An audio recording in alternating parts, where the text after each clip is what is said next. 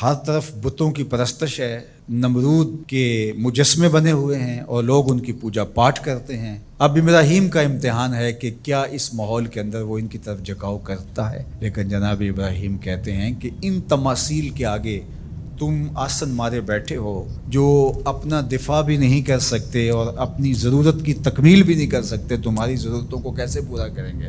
تو یہ میرے رب نہیں ہو سکتے۔ شمس و قمر کو، چاند کو، سورج کو، ستاروں کو پوجتے ہو، اچھا یہ چاند یہ ستارے رب ہے؟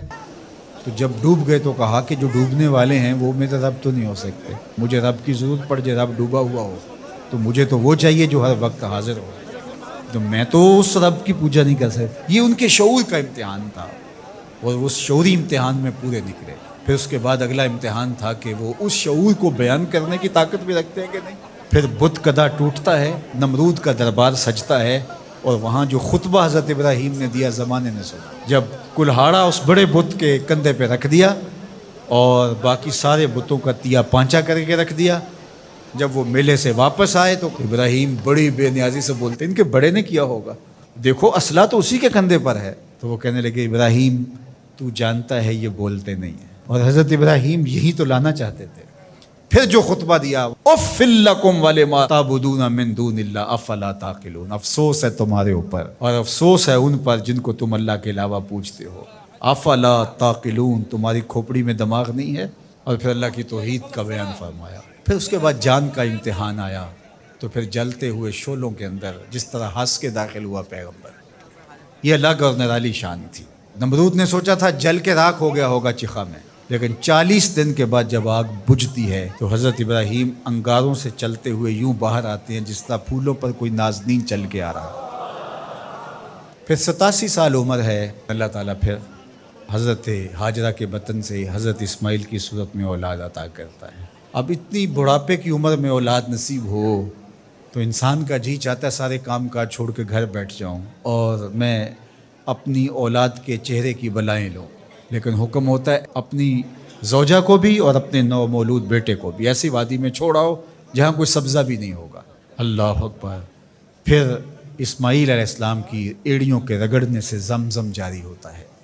اب ذرا دیکھیے، ایک ایسا امتحان آتا ہے اگر کو ہمالیہ پہ بھی ڈال دیا جاتا اس کا پتا بھی پانی ہو جاتا۔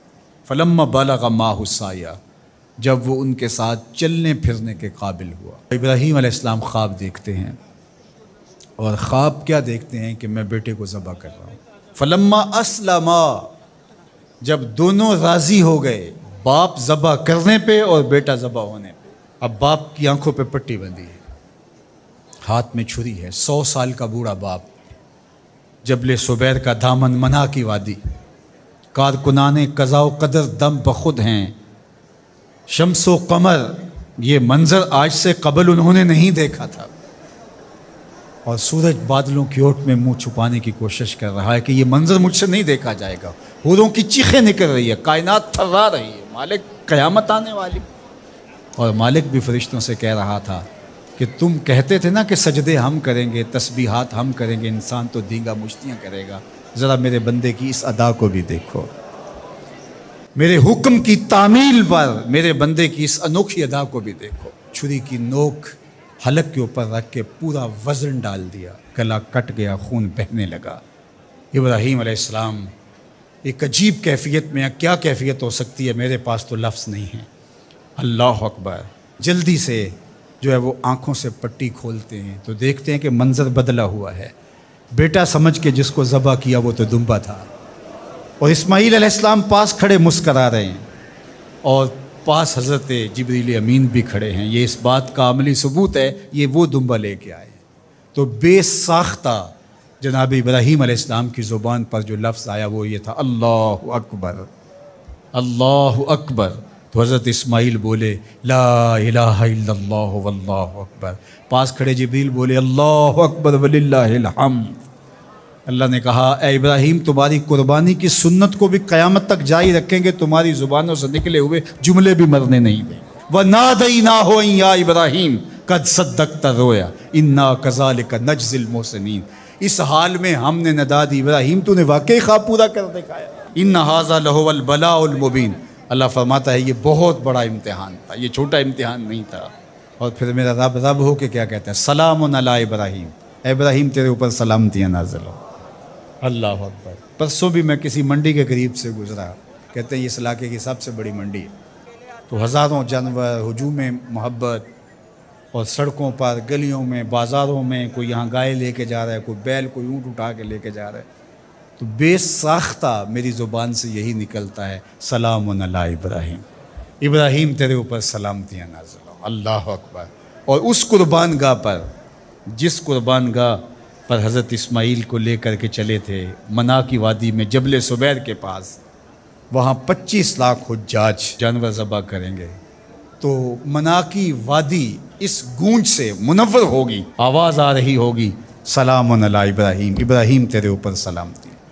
ابراہیم علیہ السلام نے چھوٹا کام نہیں کیا، بہت بڑا کام کیا، لیکن میرے رب نے بھی پھر جو اعزاز دیا، جو تکریم دیا، عرض کی گئی یا رسول اللہ یہ قربانیاں کیا ہیں؟ فرمایا تمہارے باپ ابراہیم کی سنت ہے، قیامت تک وہ نقشہ ہماری آنکھوں کے سامنے رہے گا، اور لوگ اپنے قیمتی متاع کو اس طرح قربان کرتے رہیں گے۔ ہمارے ایک بزرگ فرمایا کرتے تھے کہ ہر بندے کا کوئی نہ کوئی اسماعیل ہوتا ہے، جب تک وہ اپنے اسماعیل کی گردن پر چھری نہیں رکھتا رب کا قرب نصیب نہیں ہوتا۔ تو اپنی عزیز ترین متاع اللہ کی راہ میں قربان کرنے کا موقع آ جائے، وہ جان ہو، وہ اولاد ہو، وہ مال ہو، وہ منصب ہو، جب حالات تقاضا کریں اور آپ کو لگے کہ میرے مالک کا مجھ سے یہ تقاضا ہے، تو راہ خدا کے اندر قربان کرنے کا جب یہ جذبہ اس لیول تک پہنچ جائے، تو پھر آپ اس نور سے مالا مال ہوتے ہیں، اس فیض سے فیض یاب ہوتے ہیں۔ ہمارے لیے یہ واقعات اس لیے رکھے، ہم تو چھوٹے چھوٹے امتحانوں سے ڈر جاتے ہیں، ہمیں بڑے امتحان بھی دینے پڑے تو ہمارے بڑوں کی سیرت یہ ہے کہ ہم کشادہ دلی کے ساتھ، خوش دلی کے ساتھ ان امتحانوں سے گزرے، پھر ہمارے رب کی رحمتیں اور کرم نوازیاں ہمارے شامل حال ہوں گی۔ ایک یہودی کے پاس ایک مسلمان مہمان ٹھہرا تو اس نے انگور پیش کیے، تو اس نے بڑے شوق سے لیے، تو تھوڑی دیر کے بعد وہ شراب لے آیا۔ اس نے کہا استغفر اللہ، میں مسلمان ہوں، میں شراب نہیں لیتا۔ تو اس نے ہنس کے کہا یہ جو انگور آپ نے کھائے ہیں شراب اسی سے کشید ہوتی ہے۔ تو اس مسلمان نے کہا کہ آپ کی اہلیہ کدھر ہے؟ تو وہ اپنی اہلیہ کو بلا لایا، تو کہا آپ کی کوئی اولاد بھی ہے؟ کہا ہاں میری بیٹی ہے، اس کو بھی بلا لاؤ۔ تو اس کو بھی بلا لایا۔ جب دونوں آ کھڑی ہوئی تو کہا کہ یہ حلال ہے تیرے لیے اور یہ بیٹی اسی کی ہے اور یہ حلال نہیں ہے۔ تو جب اس یہودی نے یہ بات سنی، فقال اشہد ان لا الہ الا اللہ وحدہ لا شریک لہ واشہد ان محمدا عبدہ۔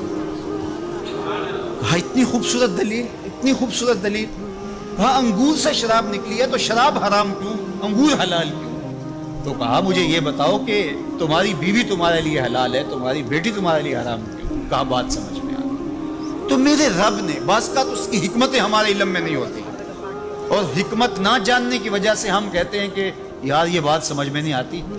یہی تو ہمیں بتایا گیا کہ جو